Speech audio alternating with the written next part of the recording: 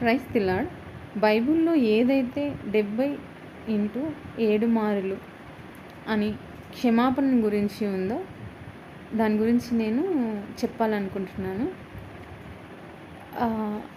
పేతురు, ప్రభువా, నా సహోదరుడు నా ఎడల తప్పు చేసిన ఎడల నేను ఎన్ని మార్లు క్షమించవలను అన్నప్పుడు యేసుక్రీస్తు ప్రభువారు 70 ఏళ్ల మార్ల మట్టుకు నువ్వు క్షమించవలెను అని చెప్తాడు. దాని అర్థం ఏంటో తెలుసా?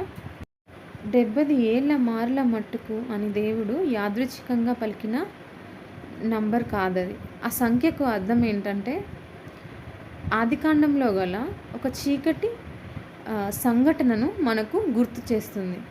కయీను హేబేలుని చంపినప్పుడు దేవుడు నీవు దేశదిమ్మరివై తిరుగుదువు అని పలికినప్పుడు, ప్రభువా, నా దోషశిక్ష నేను భరించలేనంత గొప్పదిగా ఉంది, నన్నెవడైనా కనుగొని చంపునేమో అని మాట్లాడినప్పుడు, నిన్ను చంపిన వాని మీదికి 7 అంతల ప్రతిదండన వచ్చును అన్నప్పుడు, అదే అధ్యాయంలో 23-24 వచనంలో లెమెకు తన్ను గాయపరిచిన వ్యక్తిని చంపేసి వచ్చి, నన్ను చంపిన వాని మీదికి 70 సార్ల ప్రతిదండన అతని మీదికి వచ్చును అని పలుకుతాడు.